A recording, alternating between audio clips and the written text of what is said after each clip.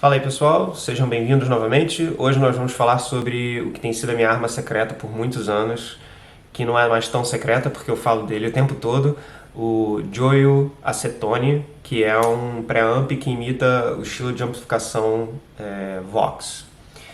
O pedal é esse aqui. Eu vou mostrar os meus settings que eu uso. Agora tá tudo 12 horas, mas eu mostro para vocês depois meus settings. Eu quero começar explicando como eu cheguei a usar esse pedal, como eu descobri esse pedal e por que eu uso ele tanto, né? Como foi a minha trajetória até descobrir e usar tanto esse pedal. Bom, tudo começou quando eu tava com a minha banda ainda, né, com os Ganeshas. Eu vou fazer esse vídeo falando sobre a banda, eu sei que o pessoal quer, eu vou explicar, mas eu vou fazer em 3 partes. Primeiro eu vou falar sobre esse pedal, depois eu vou falar sobre como eu sempre fui baixista ao invés de guitarrista, na verdade. E aí eu vou falar finalmente sobre algumas histórias e curiosidades de como foi ter uma banda por 10 anos no Brasil. Voltando ao pedal, então foi uma situação dessas com a banda em que eu queria minimizar custos. E depois de 10 anos com a banda, você começa a analisar toda a sua questão financeira, né? O que está valendo a pena e o que não está valendo a pena investir, né? Então eu percebi que a gente estava gastando muito dinheiro com ensaios. E eu pensei que a gente poderia minimizar isso fazendo ensaios caseiros. Mas aí ensaio caseiro é o seguinte, pô, você vai na casa de alguém, né? Todo mundo na época namorava com as suas famílias, começa a fazer barulho. Aí a família toda fica puta, começa a fazer barulho porque, né? E aí atrapalha o dia a dia de todo mundo e aí você também não consegue ensaiar direito porque tem interrupções, pessoas reclamam o que seja, você pode ter vizinhos reclamando também, enfim, todas as razões pela qual um estúdio de ensaio existe, né? Se você sai do estúdio de ensaio, todos os problemas que você cancelou usando o estúdio de ensaio, você passa a ter. Então, como eu poderia fazer isso dar certo, né, esses ensaios caseiros? Eu decidi que a gente ia fazer como se faz em muitos estúdios de gravação. Você vai gravar, você vai usar ensaio de fone. Então a gente juntou, fez uma vaquinha lá na banda, pegou o dinheiro da banda, eu não lembro exatamente agora se a gente pegou da conta da banda ou se foi vaquinha ou o que seja. Compramos uma mesa de som, compramos também um amplificador de headphone e o meu baterista fez a grande generosidade, né, de comprar uma bateria eletrônica, porque a banda toda não comprou a bateria dele, mas ele investiu nisso, assim como nós investimos nos nossos instrumentos, guitarras, baixos, pedais, ele investiu numa bateria eletrônica, ele queria poder praticar em casa também sem fazer barulho, então para ele era conveniente. E aí, nesse momento, a gente podia ligar a bateria dele na mesa de som, ligar voz do vocalista, guitarra e baixo. Nessa época, a banda reduziu, a gente costumava ser 5, a gente passou a ser 4, então é uma formação mais simples. Tinha voz também para mim e para outro guitarrista fazer backing vocal. Tudo isso ligado na mesa de som. E aí a saída main dessa mesa de som a gente jogava para um amplificador de headphone, que é uma entrada de headphone estéreo e 4 saídas, né, com volumes independentes. O que não dá para fazer nesse esquema é ter uma mixagem independente para cada um, né? Todo mundo tem que ouvir a mesma mixagem. Então isso também exercita aquela coisa da generosidade musical de cada um, sabe? Ah, minha guitarra tá baixa, meu baixo tá baixo, minha bateria quero mais alta, minha voz... Então assim, era voz de um lado de um, voz extrema do outro, baixo e guitarra, vocal no centro, bateria ali constante no meio, baixo no meio, um pouco mais baixo mesmo, porque é um instrumento de fundo, não tem problema. Quando eu tinha algum momento que o baixo precisava se destacar, eu ligava um boost. E o guitarra, eu fazia ele em estéreo, então eu botava tipo 2 canais de guitarra, ele tinha um splitter na saída do delay dele e a gente botava 2. Mas o som da guitarra é que era o problema, porque todo mundo sabe, quem é guitarrista sabe que o som da guitarra precisa ser prazeroso, senão você não tem tesão de tocar. E não tava, o fato é que não tava para ele, e eu percebi isso e eu falei, cara, preciso ter uma solução para você, porque isso é o jeito que a gente vai salvar dinheiro. E a gente também tinha muitas outras possibilidades, porque a gente podia fazer ensaios de 3 horas, não tinha limitação de ter que ir pro estúdio, procurar vaga, não sei o que, sabe? Tipo, cada um ia pra casa e a gente ia pra casa do meu baterista, no caso, que era onde estava a bateria eletrônica, e a gente podia instalar na sala e tava tranquilo. Eu levava tudo num Tupperware gigante, assim, tipo um estúdio portátil, montava tudo rapidinho. E a gente tinha um conforto de estar na casa dele, entendeu? Tipo, podia parar, beber uma água, sentar no sofá, bater papo e pum, voltar pra tocar. E outra coisa interessante também é que a gente podia botar um gravador. Eu tenho um gravador Zoom, tinha e tenho até hoje um gravador Zoom. E aí ligava esse gravador na saída também da mesa, numa das outras saídas. E aí eu podia gravar os ensaios. Então, assim, se a gente tinha uma música nova, a gente já tinha uma demo ali na hora, sabe? Tipo, era uma coisa muito conveniente. Mas eu precisava resolver essa questão do som do guitarrista. E aí eu já tinha um preamp da Sansamp que eu usava com o meu pedal para fazer distorção e para fazer um som mais vintage, valvulado e tal. Na verdade, eu nem gostava muito desse pedal, acabei vendendo. Quando eu tava sem esse pedal, quando eu botava esse pedal, parecia que as notas embolavam e arrastavam. Acho que a característica de fazer ele parecer valvulado, infelizmente, deixava o som dele, não sei, parecia que eu tava pisando na lama, assim, sabe? Com o pé preso, assim. Enfim, difícil definir, mas eu acabei vendendo esse pedal. E aí, pensando nessa questão do ensaio, eu falei assim, caraca, eu vou comprar. Eu acabei esbarrando, procurando sobre preamps e tal, mas eu não queria gastar um dinheiro muito grande nisso, porque eu não sabia o que era bom e o que não era. E aí eu vi isso aqui no AliExpress, vi no YouTube, comecei a pesquisar, vi que tinha o Marshall, Fender e o Vox. E aí eu comprei o American Sound, que é o Fender, porque o meu guitarrista usa Fender, ele tem um amplificador Fender, o Fender Deluxe Hot Rod. E eu falei assim, cara, é isso aí, ele é o som Fender, então vou comprar essa parada. Comprei o pedal, chegou lá um mês, quase 2 para chegar, né, naquele esquema AliExpress, logo quando surgiu. E aí o pedal chegou no dia que a gente ia fazer uma viagem para tocar em São Paulo. A gente ia fazer 2 shows em São Paulo, um no interior e um na capital. E aí a gente... Era Santana de Parnaíba, era o show que a gente ia fazer primeiro. A gente chegou lá para tocar e, cara, o impensável aconteceu. Eu não sei como isso é possível, mas sabe como é que é, né? Shows independentes, você passa por cada perrengue. A gente chegou lá e não tinha equipamento no palco. Tinha, tipo assim, PA, mesa de som e uma bateria muito caquética que alguém arranjou na última hora. Aparentemente o cara que organizou o evento marcou com um cara para trazer todo o equipamento, todo o backline, e o maluco simplesmente não apareceu. Não sei se o cara foi pago e sumiu, não sei se o cara só não conseguiu ir porque deu um problema no carro dele, ou sei lá o que é no caminhão. O fato é que a gente não tinha amplificadores para tocar. Todas as bandas, era tipo um mini festival, todas as bandas tocaram com as guitarras e baixos e tudo ligado em linha na mesa do lugar. E todo mundo soava aquele som direto, ligava distorção na mesa direto, aquele som tipo de abelha horrível, assim. E cara, no dia que a gente saiu pra viagem, pra fazer esse show, chegou o Joey, o American Sound. E eu comprei, né, pro guitarrista, na verdade. E eu falei assim, cara, vou botar isso na mochila. Eu botei na mochila só pra mostrar pra ele, pra levar. E aí, cara, inacreditável. Quando chegou lá, eu falei, cara, pluga esse pedal aí, porque vai ficar som de linha, vai ficar horrível. Pelo menos você bota isso no final da sua cadeia e vai simular um amplificador, que nem o meu Sansamp. Então eu tinha o meu Sansamp ainda, e ele tinha o American Sound. E aí foi o que rolou, a gente plugou. Ele botou, acho que só o reverb depois, que é um negócio que eu comentei, que eu sempre faço, eu boto meu reverb depois desse preamp. E a gente fez o show, cara, do jeito que tava. E aí todo mundo veio falar depois que o som da guitarra tava, tipo, absurdo e perguntando como a gente tinha conseguido tirar aquele som, porque todo mundo tava tocando em linha, a gente tocou do mesmo jeito, né? Ninguém viu amplificador nenhum no palco, mas o nosso som tava muito bom. Sansamp de baixo certamente ajudou também, mas o de guitarra provavelmente foi uma grande surpresa para nós, inclusive. E aí eu falei, cara, vamos botar esse negócio pra funcionar, né? Tipo, aí eu pensei, pô, se funciona assim no ao vivo, vai funcionar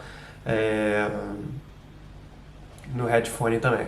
O meu guitarrista teve algumas ressalvas, ele falou, a dinâmica é diferente, blá blá. Eu falei, cara, é um pedal de 9 volts, entendeu? Não é um amplificador de 40 watts, valvulado. É um pedal transistorizado, sacou? Tipo, analógico, mas de 9 volts. Tem um headroom ali mínimo, quer dizer, máximo, né?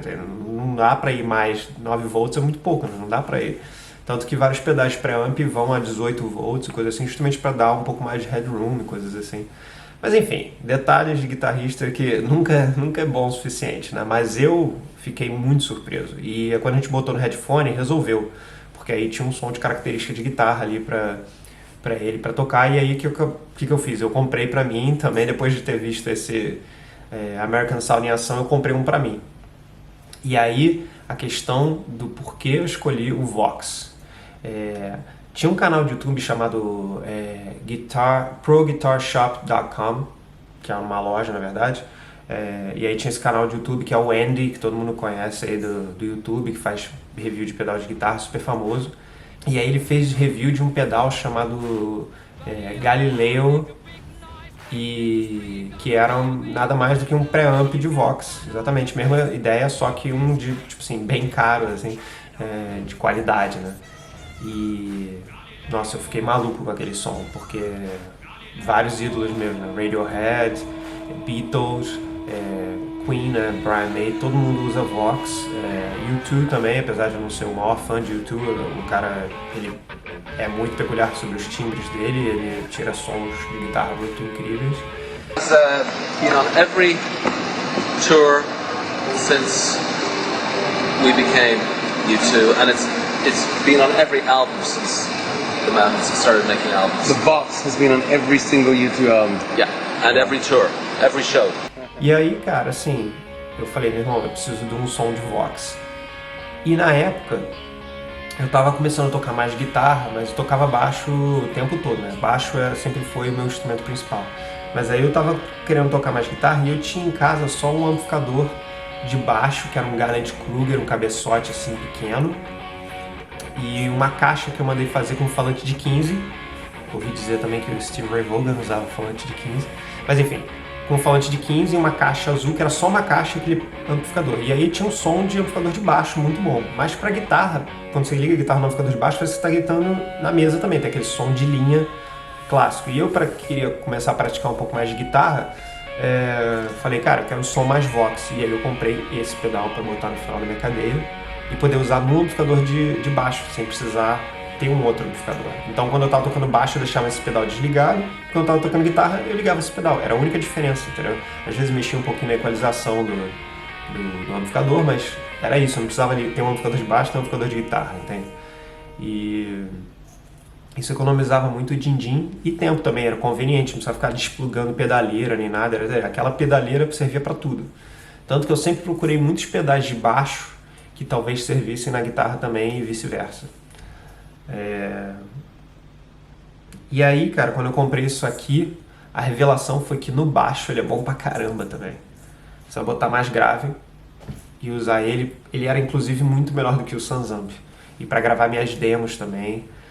E aí, cara, então, aí eu comecei a experimentar isso e usar, e fazer demos e descobrir como tirar o timbre melhor do pedal, porque no começo eu tirava um som e aí esse som foi evoluindo também. E aí, cara, foi uma alegria. Até hoje eu tô usando. Depois que quando eu vim pra Inglaterra aqui, todo show que eu faço ao vivo, esse pedal tá lá. Porque ele é um canivete suíço, entende? Pra começar, ele tem uma equalização. Ele tem uma equalização nele aqui que é muito ativa, muito boa.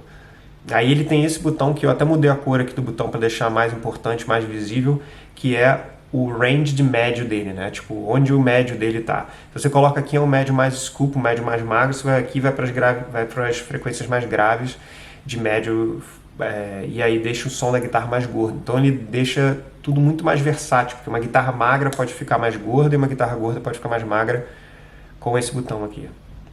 Não é exatamente a guitarra, a característica da guitarra que vai mudar, tá? Porque isso aqui não é só o range de médio e isso é muito importante. O volume eu deixo no mesmo, porque eu não quero que ele dê nenhum ganho, eu quero que ele seja o mesmo volume da guitarra natural. E o drive eu deixo aqui, tipo, 9 horas, que é tipo... que é limpo, basicamente, vai dar aquele crunchzinho se você atacar. Então, quebrei aqui, balancei a mesa. Dá aquele crunchzinho se você atacar. se você botar aqui 9 horas, tá? Então eu deixo ele meio que aqui, mas eu gosto dele limpo. Eu também deixo um drive ligado o tempo todo, então somado aos dois, dá um crunchzinho legal, muito de leve. Mas assim é praticamente o amplificador limpo, é um preamp limpo. E aí a equalização eu deixo o grave um pouquinho a menos e o agudo um pouquinho a menos, e o médio quase 12 horas, às vezes um pouquinho menos, às vezes um pouquinho mais, depende da... Isso é muito importante, cara, porque quando você chega numa sala que é diferente, você sente a sala, você acha, putz, tá muito grave, tá embolando, aí você tira um pouco. Ou então, não, essa sala é muito pequena, precisa um pouquinho mais grave. Sei lá, tipo, tem umas coisas que você ajusta ali na hora, no momento da equalização. Isso é muito conveniente, ter um pedal que afeta todos os seus, porque todos os meus drives entram aqui. Então, quando eu mudo aqui o grave, todos os pedais vão ter mais grave. Quando eu boto menos grave, todos os pedais vão ter um corte de grave. Então, isso é muito importante. Equalizador, o pedal de equalização é uma arma já assim muito importante para ter em qualquer pedaleira. Isso aqui faz os dois, ele é um preamp que tem uma equalização muito forte. Então, para mim, isso é muito importante. Fora as gravações em demo que eu faço em linha, eu ligo isso aqui em linha com reverb depois, todas as minhas demos com esse pedal. E gravações do meu disco, tem gravações do meu disco, meu primeiro disco, que eu fiz com esse pedal e algumas eu fiz com amplificador de verdade. Todo mundo me falou, cara, o que você usou para gravar aquele seu primeiro disco? Eu, pô, uma C30, né? Na verdade eu usei um Fender Deluxe com esse pedal, entendeu? E algumas coisas eu gravei em linha direto com esse pedal. A música Calmaria do meu primeiro disco,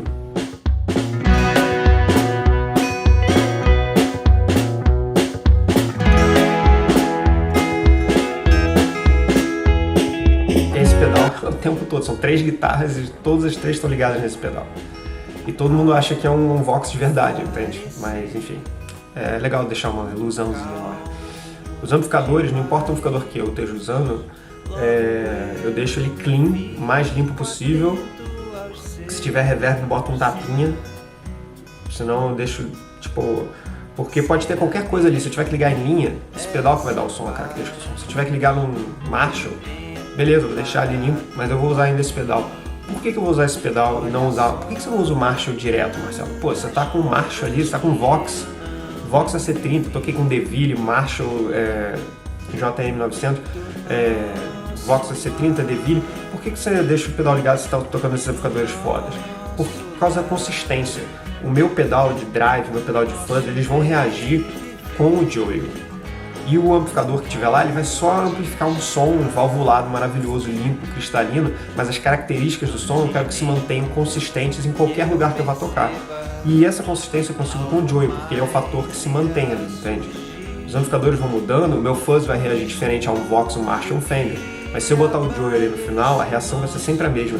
E o Vox, o Marshall, o Fender vão só amplificar um som limpo pra mim, cristalino de válvula, que óbvio, tem suas diferenças, mas assim, não vai mudar tanto. A reação do drive, do fuzz, dos pedais, dos meus efeitos não vai mudar tanto, porque eu tenho esse filtro no final da minha cadeia.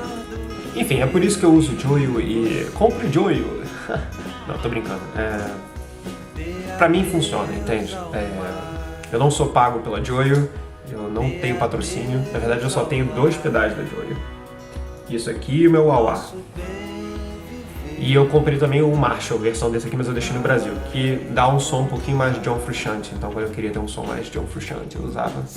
Mas esse aqui, cara, dá um som muito... Como vocês sabem, meus vídeos todos feitos aqui na Inglaterra de Red Hot Chili Peppers são com esse aqui, não são com o Marshall. Então, a diferença é bem pequena. É isso. Obrigado aí mais uma vez por terem assistido ao canal. Próximo vídeo eu vou falar sobre a minha vida como baixista, porque eu, na verdade, sem querer decepcionar aí algumas pessoas, eu sou 10 vezes mais baixista do que eu sou guitarrista. Eu me sinto muito mais confortável no baixo e eu toco baixo, sei lá, provavelmente 10 vezes melhor do que eu toco guitarra. Os meus guitarristas na minha banda, os Ganeshas, eles sim são guitarristas fodas de verdade, os dois. O Felipe Fernandes, que toca no Bloco Sargento Pimenta, hoje em dia saiu da banda no segundo disco, mas ainda é grande amigo nosso. E o Queleta, que é um dos grandes compositores da banda e tem um timbre absurdo. E o fato de eu estar numa banda com esses 2 caras fez eu conseguir tocar guitarra relativamente bem, porque a minha referência é um nível bem alto de guitarra, vendo ali na minha frente, você sabe, você aprende. Eu me lembro que quando eu comecei a tocar com eles, tocando baixo, eu falava, cara, eu quero que as pessoas olhem pra mim tocando baixo e fiquem tão impressionadas quanto eu olhando eles tocando guitarra, sabe? E isso me levou a praticar ainda mais baixo, porque eu queria ser muito... Eu queria estar no nível correspondente ao da minha banda, entende? Eu queria que todo mundo ali fosse bom, eu queria que a banda fosse boa instrumentalmente e óbvio que não é só isso, né? Não é só técnica, mas tem inspiração, mas por sorte o pessoal da minha banda, meu vocalista e o Queleta, eles eram puta compositores, também aprendi muito sobre composição com eles, só de estar ali na convivência, sabe, tipo, estando junto. Não que eles tenham parado para me ensinar muita coisa, mas só de você ver eles fazendo e trabalhar junto. E aí no segundo disco eu fiz quase todos os arranjos com o Queleta, mas enfim, ele é que era o grande guitarrista da banda e eu aprendi muito com ele. Ele agora tem uma banda chamada Ora Pro Nobis, dá pra conferir no Spotify, no YouTube.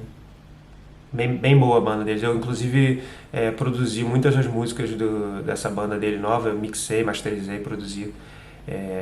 Tem uma música, um clipe chamado Esses Meninos, que foi a primeira coisa que eu produzi deles. E depois tem mais outras 3 músicas, que é Guadalupe, Xamã e Akura, que eu produzi as versões de estúdio dessa banda do Queleta, e são músicas muito legais, são músicas dele, com letras do vocalista da banda dele, Daniel. Vale conferir, cara, coisa muito boa aí de música independente brasileira, se quiser conhecer. Eu vou deixar os links na descrição dessas coisas que eu falei. E acho que o vídeo ficou grande pra caramba, né, porque eu não tava pra falar todas essas histórias aí no final que comentei agora, mas enfim.